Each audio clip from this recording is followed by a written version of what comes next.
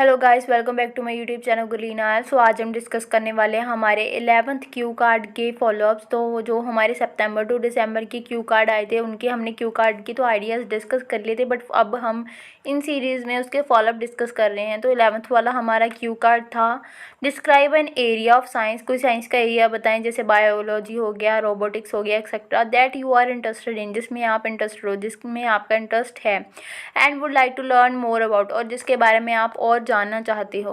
तो इस वाले टॉपिक के हम आज क्या करने वाले हैं, फॉलोअप डिस्कस करने वाले हैं। बट फर्स्टली मैं आपको रिक्वेस्ट करना चाहूँगी कि अगर अब तक आपने हमारे चैनल को सब्सक्राइब नहीं किया है तो प्लीज़ फर्स्टली चैनल को सब्सक्राइब कर लीजिए और बेल आइकन को दबा लीजिए, ताकि आगे आने वाली वीडियोज़ का नोटिफिकेशन आपको मिलता रहे और आप उस इन्फॉर्मेटिव वीडियोस का लाभ उठा सकें। तो स्टार्ट करते हैं। फर्स्ट फॉलोअप है हमारा, why do some children not like learning science at school. क्यों कुछ बच्चों को स्कूल में साइंस पढ़ना पसंद नहीं होता है।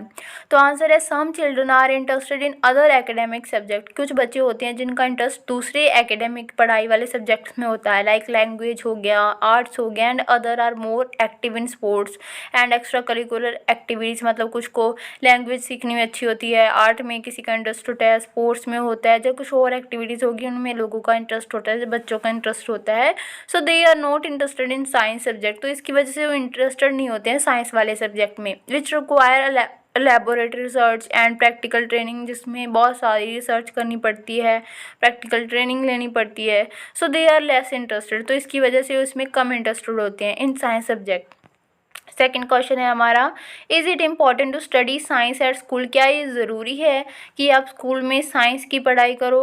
तो आंसर है येस, डेफिनेटली, बिल्कुल। In practical life science is a very important calculation and equations. Science subject are vital to study higher education like doctors and engineering science, computer science.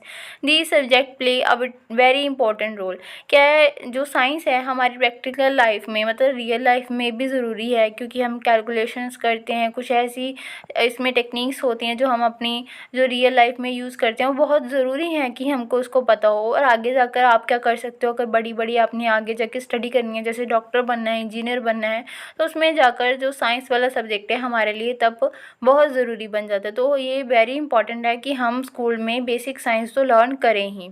So studying science is important in the school. तो इसकी वजह से मैं कहना चाहूँगा कि आपके लिए स्कूल में साइंस पढ़ना ज़रूरी है।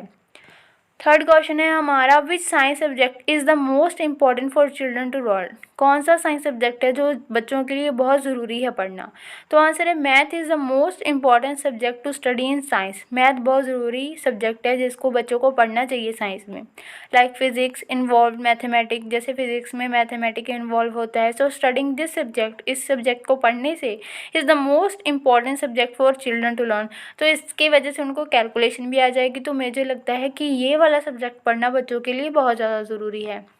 फोर्थ क्वेश्चन है हमारा, should people continue to study science after graduating from school. क्या बच्चों को साइंस पढ़नी चाहिए जब वो स्कूल छोड़कर नेक्स्ट अपने मतलब कॉलेज में चले जाते हैं, ग्रेजुएशन अपनी स्कूल की कंप्लीट कर लेते हैं। तो answer, no it is not compulsory. ये ज़रूरी नहीं है। If their higher education is related to literature and arts, अगर उनकी हायर एजुकेशन किसी और सब्जेक्ट से रिलेटेड है, then science is not important. तो उनके लिए साइंस बिल्कुल भी इम्पॉर्टेंट नहीं है। There are many areas where they can make a bright career. यहाँ पर और काफ़ी सारी चीज़ें हैं जिसमें आगे जाकर वो अपना करियर बना सकते हैं।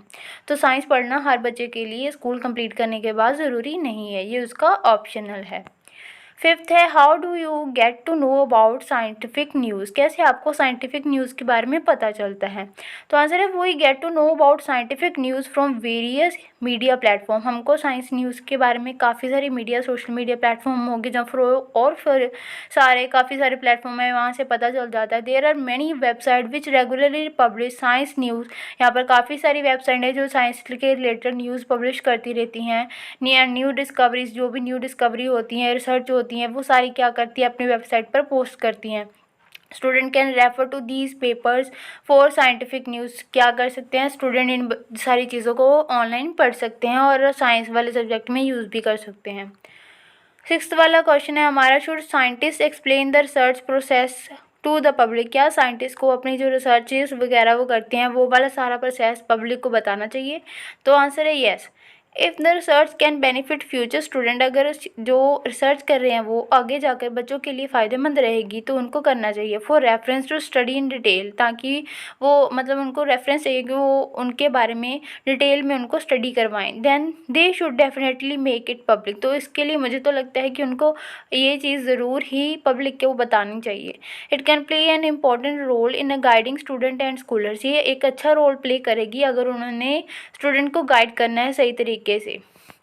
7th क्वेश्चन है हमारा, what is the best invention in the past 100 years, क्या बहुत बढ़िया इन्वेंशन रही है पिछले 100 सालों में। तो आंसर है in the past 100 years smartphones and computers are the best invention. तो मुझे लगता है पिछले 100 सालों में जो सबसे अच्छी इन्वेंशन हुई है वो स्मार्टफोन्स और कंप्यूटर हैं। That can help people in their business and education, जो लोगों को मदद करता है उनका काम बिजनेस चलाने में, एजुकेशन करने में, as well as in the entertainment, उनका मनोरंजन करने में भी। This invention is tall in every field, ये बहुत बड़ी इन्वेंशन है हर फील्ड के लिए, जब बहुत अच्छी है। Today everyone has a smartphone, आजकल हर किसी के पास स्मार्टफोन है। एंड कंप्यूटर भी है। They use according to their requirement, और जिनको वो अपनी ज़रूरतों के अकॉर्डिंग क्या करते हैं, यूज़ करते हैं। 8th क्वेश्चन है, what is the influence of science on human life, क्या प्रभाव पड़ा है साइंस का ह्यूमन मतलब मानव की ज़िंदगी पर। तो आंसर है science has a huge influence on humans life, science का बहुत बड़ा प्रभाव पड़ा है जो मनुष्य है उनकी ज़िंदगी पर। With knowledge in the science today a lot of discoveries are happening, knowledge होने की वजह से, इन्फॉर्मेशन होने की वजह से साइंस की जो लोग हैं उनके ऊपर काफ़ी सारी डिस्कवरीज कर रहे हैं और उनका बहुत अच्छा प्रभाव पड़ रहा है, are happening. And new inventions are possibly only because of science, और नई नई जो कांड हो रहे हैं, जो हम इन्वेंशंस करते जा रहे हैं, अभी ये सिर्फ पॉसिबल है बिकॉज ऑफ साइंस। 9th वाला क्वेश्चन है हमारा, what can individual do for scientific research, क्या चीज़ें लोग कर सकते हैं अगर उन्होंने साइंटिफिक रिसर्च करनी है। तो आंसर है individual can do a lot for scientific research, जो इंडिविजुअल है लोग है काफ़ी चीज़ें कर सकते हैं अगर उन्होंने साइंटिफिक रिसर्च करनी है। They can study different areas of human requirements, वो काफ़ी सारे एरियाज़ हैं उन पे ऊपर स्टडी कर सकते हैं कि क्या क्या चीज़ें आजकल के लोगों को चाहिए, क्या उनकी रिक्वायरमेंट्स हैं। एंड मेक मोर इन्वेंशन, और उनको ध्यान में रखते हुए वो इन्वेंट कर सकते हैं चीज़ें, which can make human life more enriching, जिसकी वजह से जो लोगों की लाइफ है और भी अच्छी हो सकती है। एंड प्रोडक्टिव हो सकती है, मतलब अच्छा काम कर सकते हैं वो। Individual can refer to research papers, individual क्या कर सकते हैं, पुरानी वाली रिसर्चेस पढ़ सकते हैं, which are available in the public domain, जाओ पब्लिक में मतलब पब्लिश हुई हैं जब बुक्स में लिखी हुई हैं वो सारी चीज़ें। To learn more and study in detail, ताकि वो अच्छे से पढ़ सकें और उनके बारे में डिटेल में जान सकें। 10th और लास्ट वाला फॉलोअप है हमारा, but influence can international corporation in science bring about, क्या चीज़ है प्रभाव पड़ा है जो इंटरनेशनल की कॉर्पोरेशन है उसका बड़ा है, क्या साइंस का इफेक्ट पड़ा है उन पर। तो आंसर है international corporation can bring the world together, international corporation क्या है, लोगों को एक साथ लेके आ सकती है। And create peace and harmony by making new discovery, और शांति बना के रख सकती है नए नए इन्वेंशन करके।